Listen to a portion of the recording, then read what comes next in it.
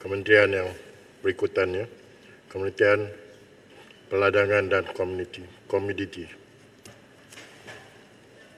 Bismillahirrahmanirrahim. Assalamualaikum warahmatullahi wabarakatuh. Terima kasih Datuk Yang Dipertua.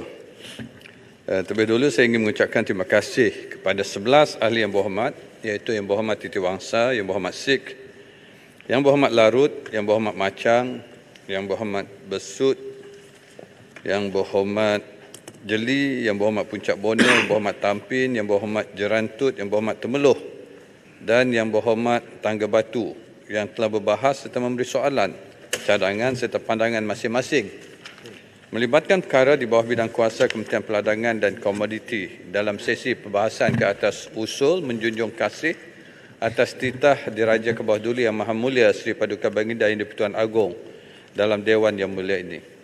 Saya akan menggolong mengikut topik-topik menyentuh isu berkaitan getah, kelapa sawit dan agri-komoditi yang lain.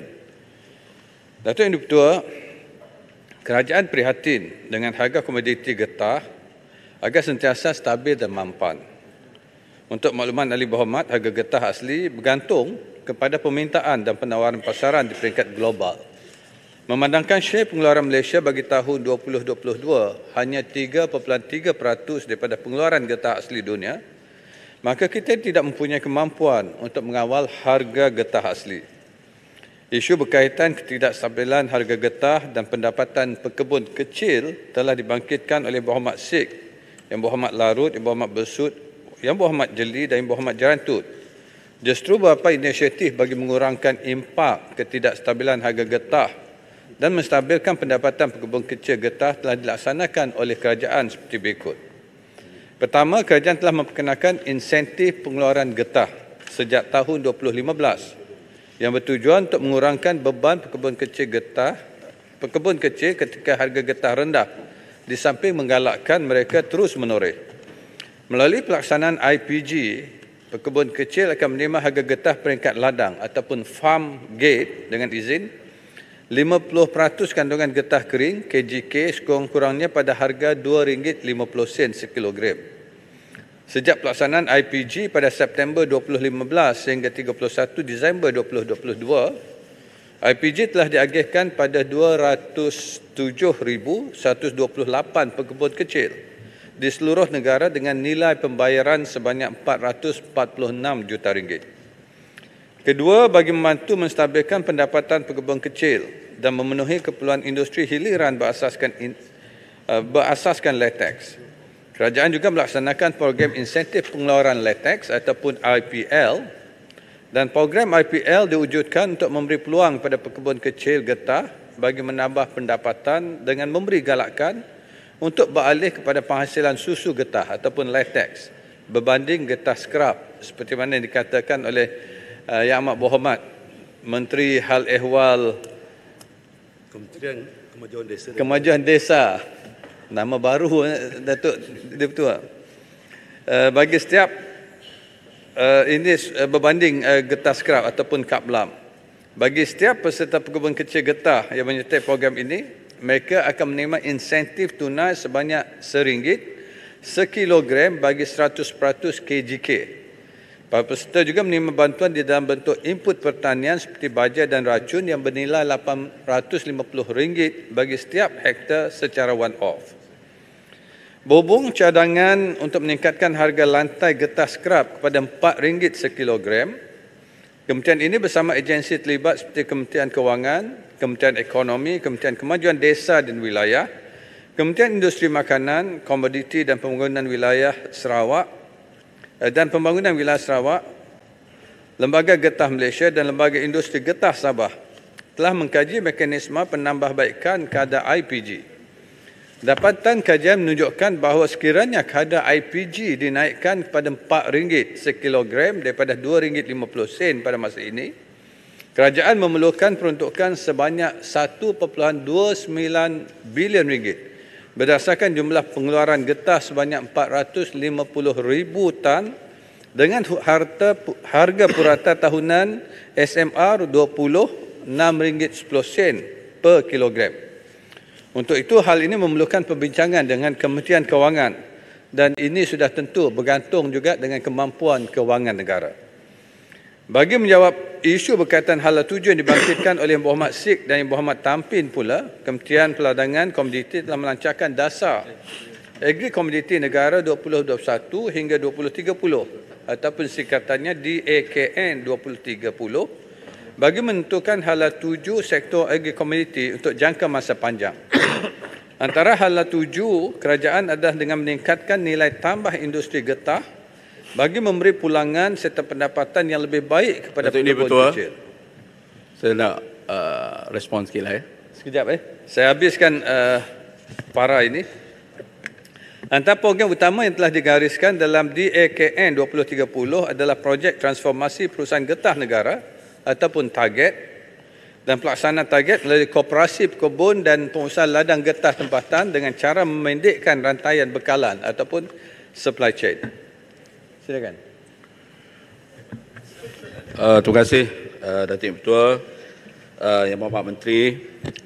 Jempol juga mengemukakan masalah pekebun kecil ni dari segi harga lantai bagi getah skrap ataupun kap lam ini sekarang dengan kadar RM2.50 1 kilo. Jadi apa yang penting sekarang ni, memang kita sedia maklum banyak berbagai inisiatif yang dibuat insentif oleh pihak kerajaan.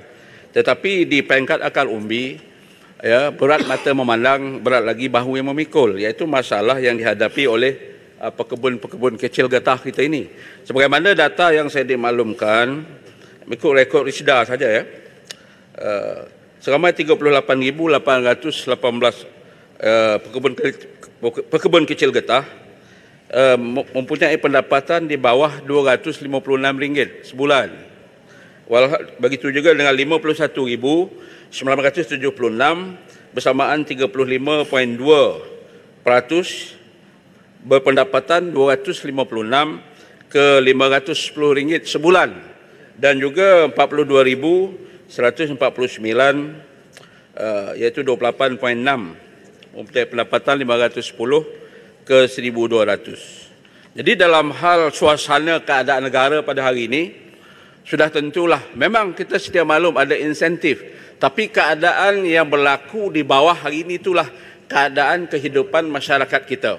Jadi sudah pasti pihak Risda dan juga kementerian yang terlibat mungkin dalam jangka masa pendek, dalam keadaan suasana musim hujan yang ada hari ini, dapat kita fikirkan sesuatu bentuk subsidi dalam jangka pendek. Walaupun kita lihat tadi ada usaha untuk kita fokus kepada latex dan sebagainya, tetapi dalam keadaan kehidupan masyarakat yang terhimpit hari ini, di bawah, di kawasan luar bandar, di kampung-kampung yang ada menoreh getah bagi dua hanya ada dapat RM8 ke RM10 saja. Jadi ini yang nak kita tekankan di peringkat akal umbi. Memang kita sedia maklum dari segi globalnya, dari segi pasaran di peringkat antarabangsanya. Tetapi yang penting, apa hasrat saya di sini ialah supaya dalam jangka masa pendek yang difikirkan sesuai oleh pihak kerajaan untuk cara dan bagaimana untuk kita memberi bantuan kepada kumpulan yang betul-betul terkesan, khususnya kepada pekebun kecil getah Risda. Terima kasih.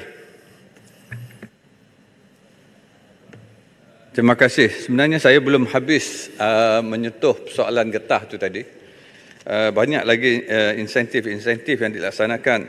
Saya amat memahami apa yang disuarakan oleh Jempol tadi. Sebab itu yang saya katakan tadi, saya nak bagi gambaran sepenuhnya sebelum saya respon pada apa yang disuarakan oleh Jempol.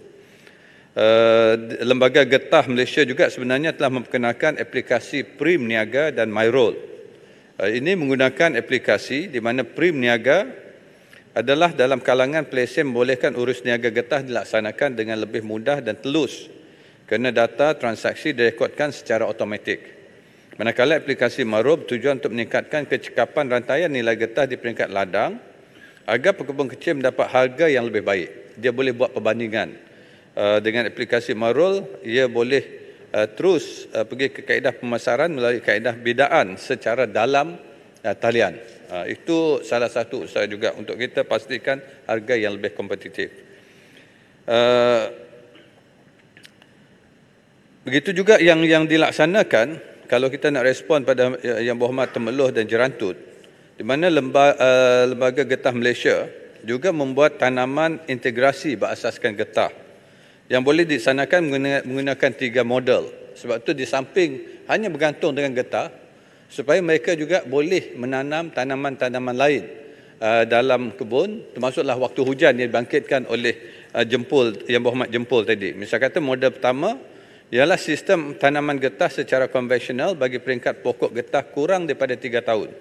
Jadi apa yang mereka boleh buat ialah menanam nanas, pisang, tebu, cili, tembikai, jagung, tembakau dan kacang tanah. Model kedua adalah mengenai sistem tanaman getah secara konvensional bagi peringkat pokok getah melebihi 3 tahun.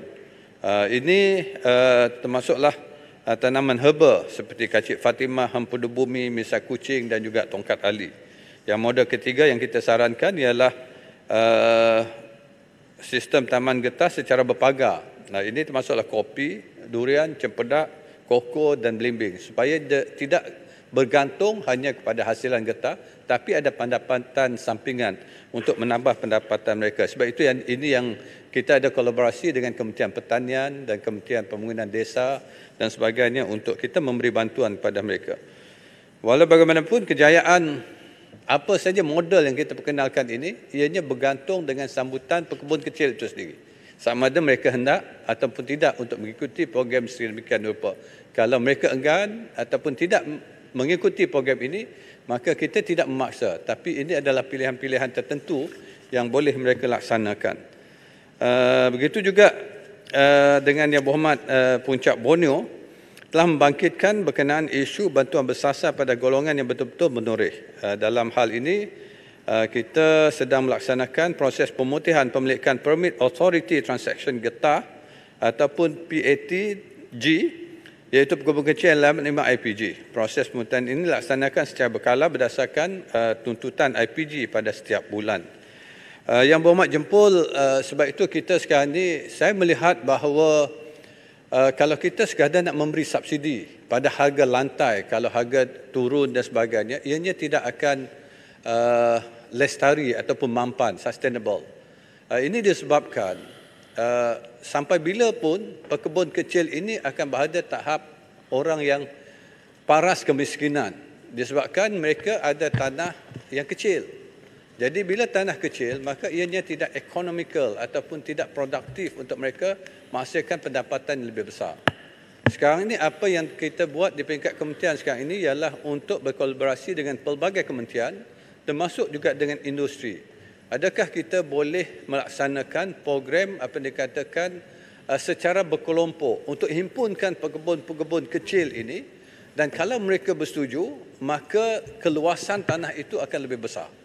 Dan dengan itu kita akan mengambil syarikat untuk mengangkat mereka, dan di mana tanaman semula dengan breed yang lebih baik dengan menggunakan kaedah yang moden, mekanisasi dan juga sebagainya, dan mereka ini nanti akan dihimpunkan dan diangkat oleh syarikat-syarikat ini, di mana mereka akan dapat sama ada pajakan dengan sewaan, mereka boleh bekerja dan juga mereka akan mendapat hasil perkongsian, di mana apa saja hasilan di situ akan dijamin untuk diambil oleh syarikat-syarikat besar ini. Misal kata Top Glove yang mengeluarkan sarung tangan getah, mereka dah bersetuju sebab mereka terpaksa import daripada Thailand, latex. Jadi kalau ini dapat laksanakan, latex harganya lebih mahal, RM5 lebih berbanding dengan getah beku, RM2 kurang daripada RM2.50. Dengan bantuan kerajaan pun masih tidak akan mampu mengangkat mereka. Jadi kita kena cari kaedah yang lebih sustainable dengan izin, supaya kita dapat mengeluarkan mereka daripada kelompok kemiskinan. Bergantungan kepada hanya hasilan getah yang kadang-kadang tidak menentu, getah beku, dan mereka dapat ditingkatkan dengan juga jaringan program-program lain dalam kelompok yang kita kenal pasti tadi. Jadi ini kita sedang berusaha dengan Persatuan Pekebun Kecil Getah untuk kita berinteraksi dan menunggu responnya. Kalau ini dipersetujui, insya-Allah ini adalah langkah yang ingin kita bawa untuk membawa mereka keluar daripada kepompong kemiskinan dan pendapatan mereka lebih sustainable pada kadar yang lebih menasabah. Jangan marah, sini. Betul. Tuan Kerau. Terima kasih Yang Amat Berhormat Timbalan Perdana Menteri. Saya cuma nak mendapatkan dipahamkan kepada bahawa lembaga getah telah menghasilkan satu klon baru iaitu RRIM2025 dan RRIM3100 yang menggunakan kaedah TCC dengan izin tissue culture teknik yang bukan saja menghasilkan getah yang lebih banyak, juga dia memberikan batang kayu yang memberikan hasil setelah penebangan. Bagaimana? Terima kasih. Halo, sini. Ya, terima kasih Yang Amat Berhormat. Tadi ada juga tekan beberapa persoalan saya nak tanya ialah di bidang getah ni di Malaysia melibatkan hampir 500,000 pekebun kecil, kebanyakan pekebun kecil, dan mereka ini kebanyakan dah senior. Itu isu kita. Sebab itulah kita ada masalah produktiviti dan sebagainya.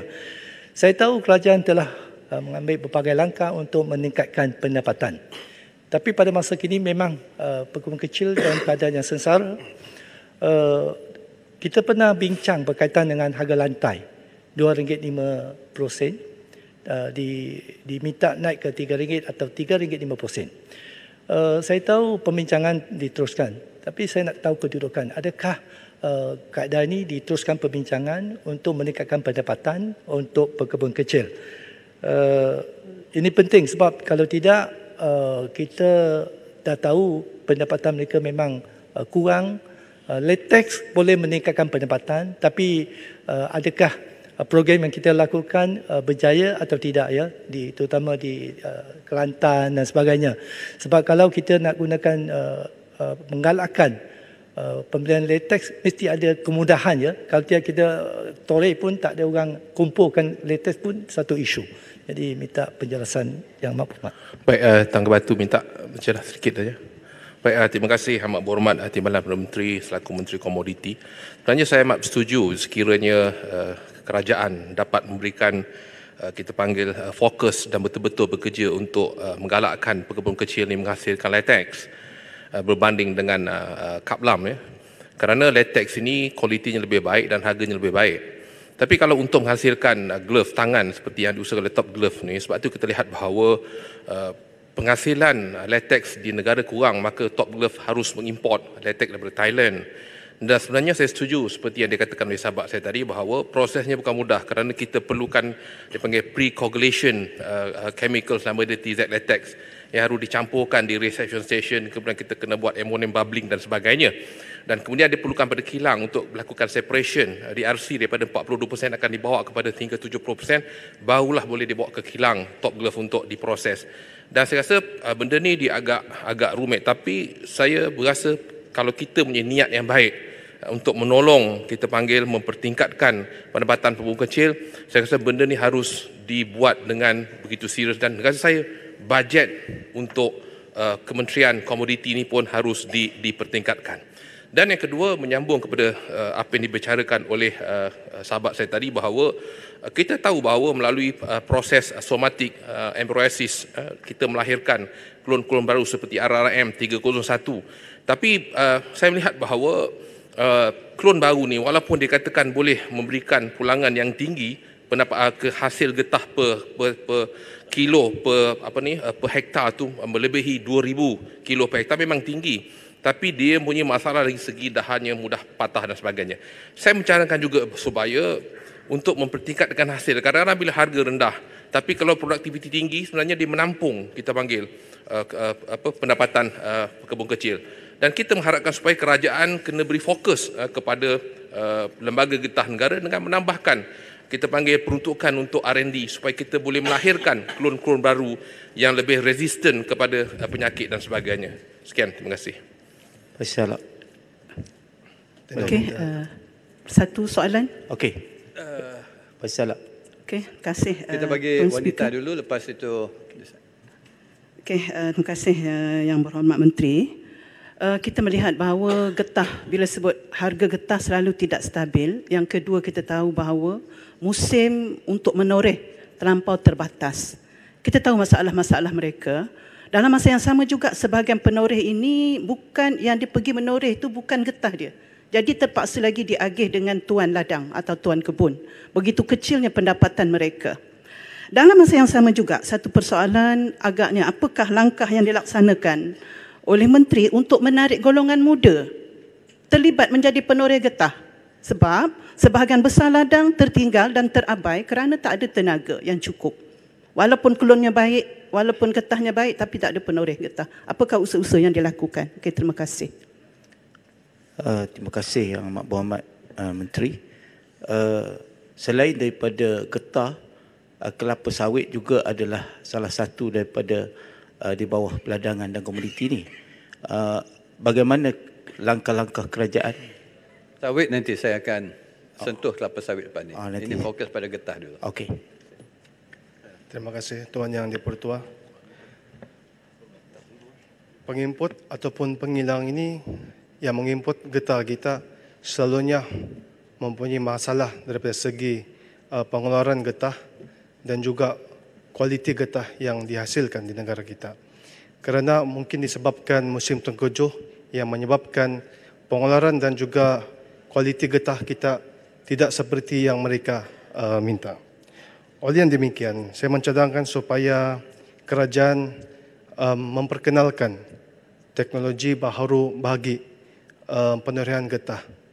Kalau kita lihat pada hari ini, jika kita mengamalkan penerian getah secara tradisi, apabila musim tengkujuh, penoreh getah tidak dapat menoreh getah. Saya faham ada usaha-usaha daripada beberapa pihak. Mereka telah memperkenalkan satu kaedah torehan getah yang terbaru, iaitu the micro cut tapping ini sistem, di mana penoreh-penoreh getah dia tidak perlu pun turun ke kebun getah untuk menoreh. Jadi penoreh-penoreh getah ini boleh mengeluarkan hasil getah pada ketika musim tengkujuh, ketika musim hujan. Namun kita tidak masih lagi mengetahuilah apakah yang berlaku kesan kepada pokok getah tersebut. Jadi saya mohon pihak kementerian supaya mencari salah satu kaedah yang terbaik buat penoreh getah ini. Dan yang kedua, untuk jangka masa panjang, jika Petronas itu boleh menghasilkan downstream produk mereka seperti minyak dan gas, mengapakah getah di Malaysia kita tidak mempunyai satu jenama sendiri? Seperti kita mengeluarkan satu jenama tayar untuk di Malaysia ini. Jika kita mempunyai satu produk sendiri, saya pasti dan percaya harga getah sentiasa kompetitif dan sentiasa relevan sepanjang masa. Jadi kita tidaklah terlalu bergantung kepada negara-negara pengimput dalam memastikan harga getah kita sentiasa relevan. Sekian, terima kasih. Terima kasih beberapa orang yang berhormat tadi daripada Kuala Krai tadi kan? Kuala Krau. Ya, Kuala Krau, daripada Tanjung Piai, Tangga Batu, Temeloh dan juga Tenum. Saya amat bersetuju dengan semua pandangan tersebut. Pertamanya untuk penggunaan benih baru. Memang sebenarnya kita ada hasilan benih-benih baru, cuma dia tidak menggunakan kaedah tissue culture yang dikatakan tadi. Tapi memang benih baru daripada PRIM 2025 dan juga 3001, di mana hasilan keluaran getahnya lebih banyak berbanding dengan apa yang ada sekarang.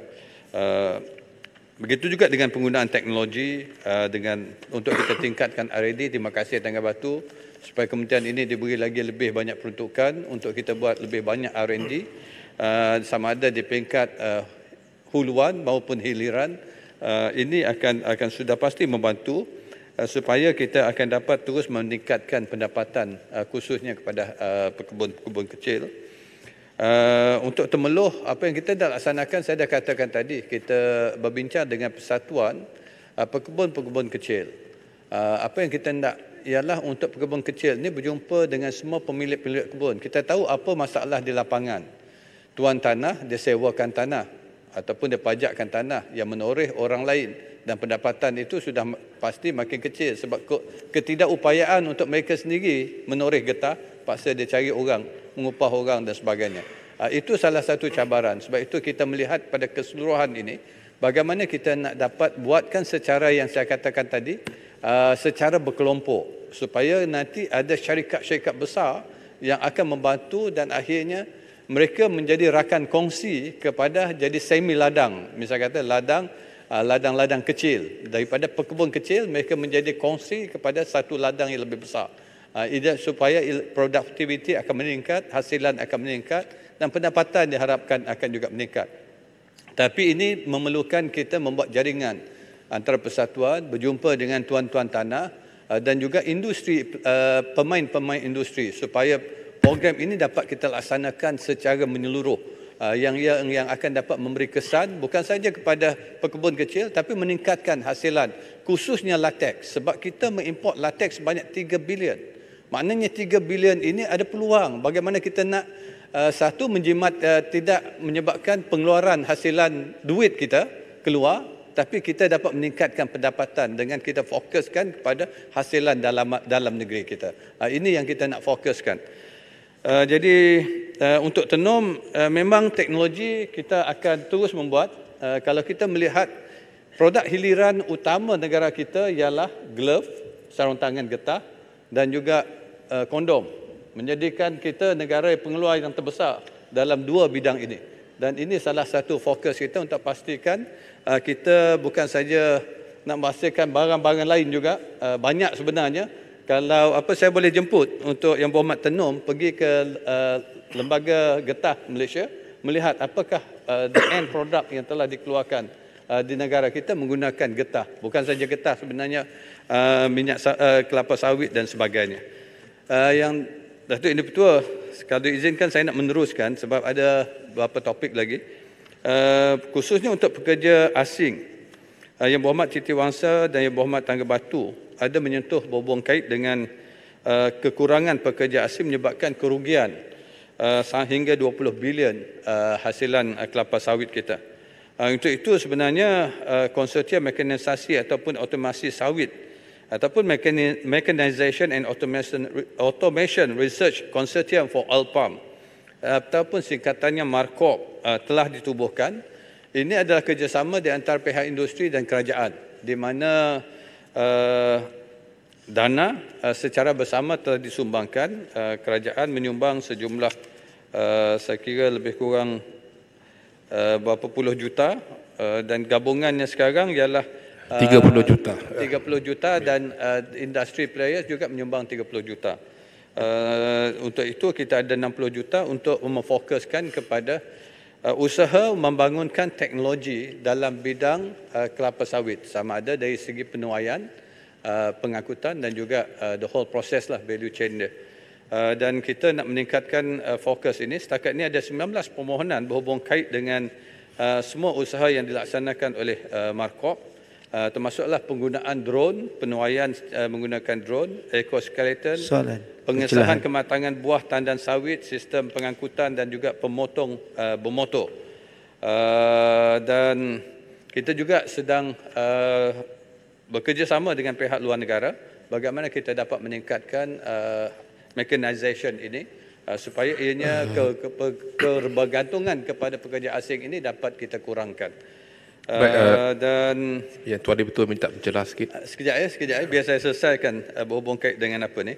Kemudian ada kerjasama erat juga dengan Kementerian Sumber Manusia dan Kementerian Dalam Negeri di mana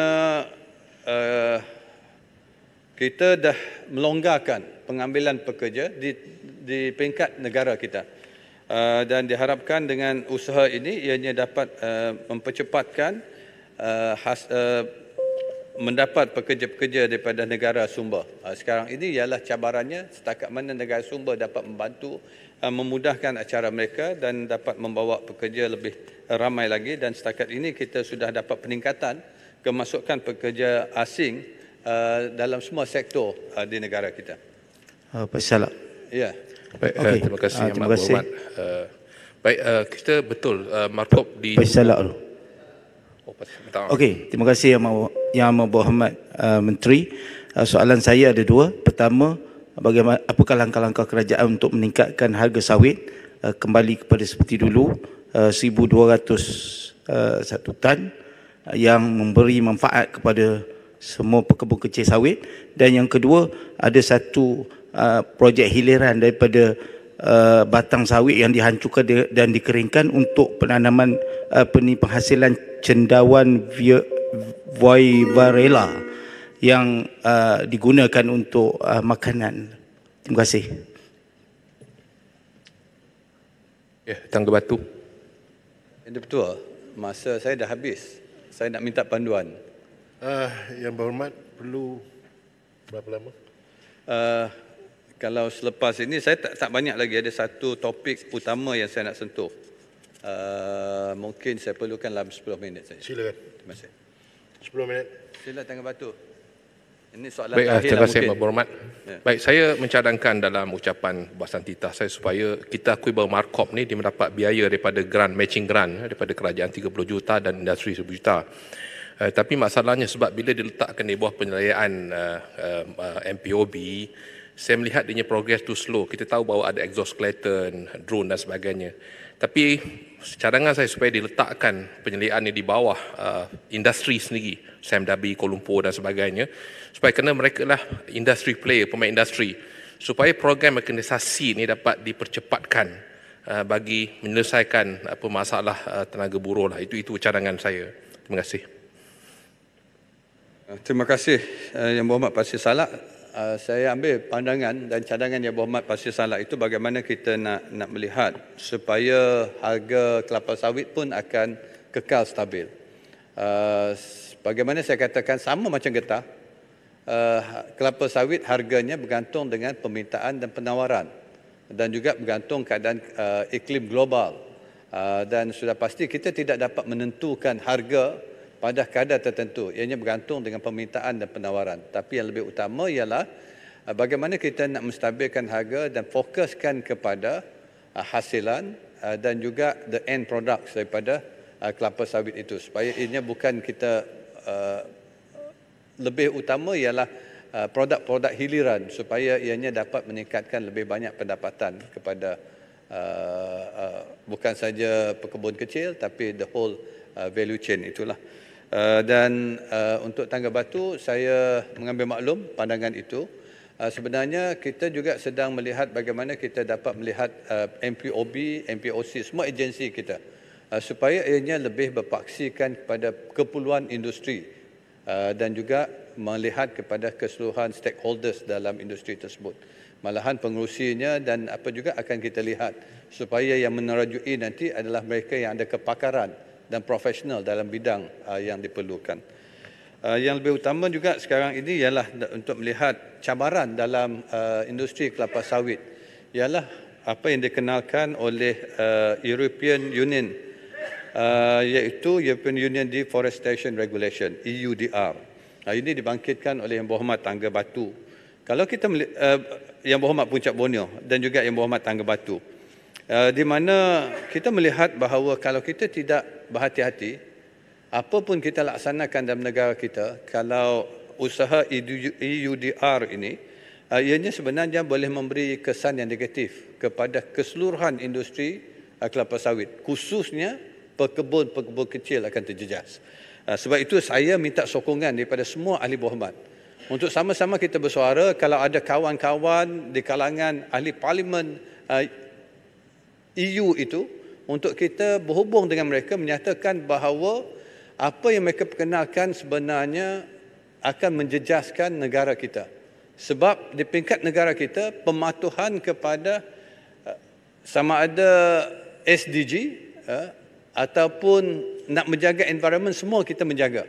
EU pun jaga, kita pun menjaga. Dan komitmen kita ialah kita committed kepada United Nations punya Green Initiative. Sebab itu kita memberi komitmen, MSPO kita perkenalkan untuk pastikan kita dalam usaha kita melaksanakan program peladangan, kita juga menjaga alam sekitar kita.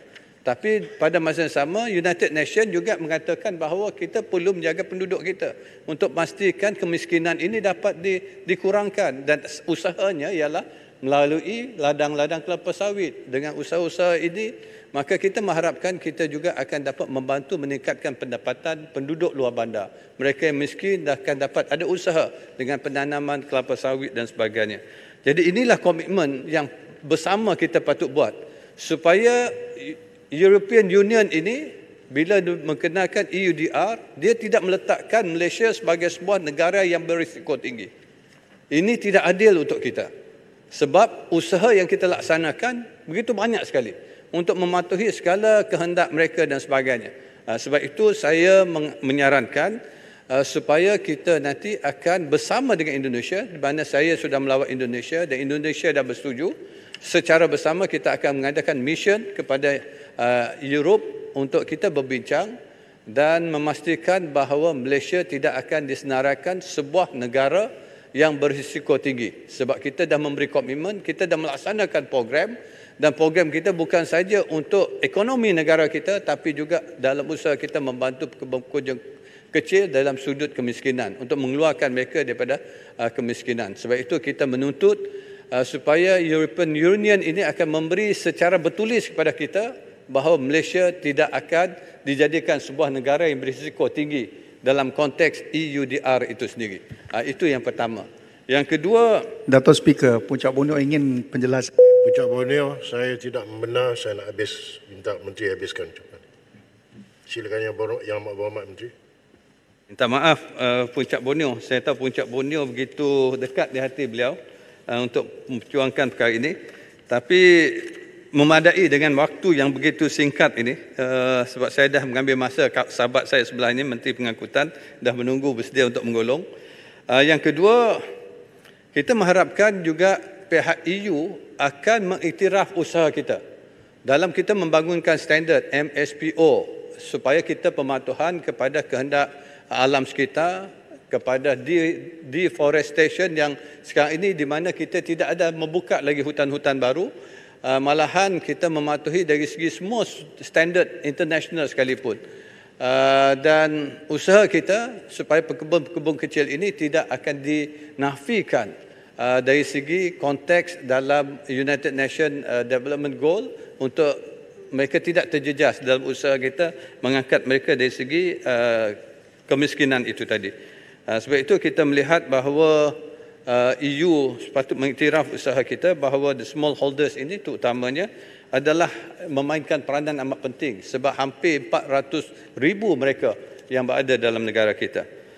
Dan apa-apa perkara pun kita minta EU akan membuat consultation lah dengan izin supaya apa-apa yang mereka nak buat dia kena consult kita juga sebagai negara pengeluar. Sebab secara bersama saya kira kita boleh mematuhi dan niat kita adalah bersama dengan mereka juga supaya keadaan alam sekitar, kesihatan dan keseluruhan kelestarian dunia kita ini akan terpelihara. Sebab itulah Yang Berhormat Speaker, saya mengucapkan terima kasih kepada semua ahli-ahli yang berhormat yang telah mengambil bahagian. Tapi apa yang saya nak kongsi bersama komitmen di peringkat kementerian ialah untuk kita bersama-sama memastikan usaha kita untuk mengangkat peladangan komoditi yang memainkan peranan begitu besar untuk negara kita, sama ada dari segi pengeluaran ekspornya, hasilan pendapatan kita dan bagaimana kita menjaga pekebun kecil ini akan dapat kita teruskan secara bersama. Untuk itulah kita juga melihat bahawa the future dengan izin ialah bidang-bidang baru yang kita nak ceburi dalam bidang fiber, sama ada yang berbentuk biogysim yang mungkin fiber, sama ada kenaf dan sebagainya, dan kita jangkakan ianya boleh menarik pelaburan sehingga 10 bilion ringgit menjelang 2025. Dan begitu juga dengan getah, usaha kita untuk penanaman semula getah dan sebagainya, sebab getah dari segi saintifiknya didapati bahawa getah boleh menyelamatkan ataupun mengambil karbon lebih baik lagi untuk karbon kredit. Getah adalah tumbuhan bukan sahaja dikira dah diiktiraf sebagai forest product tapi juga boleh memainkan peranan untuk menyerap karbon. Dan bagi kita di peringkat kementerian sekarang ini, karbon kita bukan saja melihat dari segi storage. Karbon patut dilihat sebagai satu komoditi. Dan kalau ini dapat dilihat maka insya-Allah pekebun-pekebun kecil bukan saja mengeluarkan getah, tapi bila dia menanam pokok getah, dia juga akan dapat berurusan dari segi kredit trading, carbon trading. Itu yang kita nak lihat dan ini akan menambah pendapatan mereka. Dan inilah arah tuju yang ingin kita bawa dan diharapkan kita dapat bersama, dan terima kasih pada semua yang berhormat memberi sokongan, pandangan, cadangan, dan insya-Allah kita akan mengambil kira semua pandangan tersebut. Dan siapa yang berminat boleh datang berjumpa dengan saya dan kementerian kita untuk sama-sama kita memikirkan cara seterusnya bagaimana kita nak mengembangkan dan memastikan agro komoditi kita akan terus berkembang, akan menghasilkan pendapatan kepada negara kita dan pada masa sama meningkatkan pendapatan pekebun-pekebun kecil negara kita. Sekian, terima kasih. Terima kasih.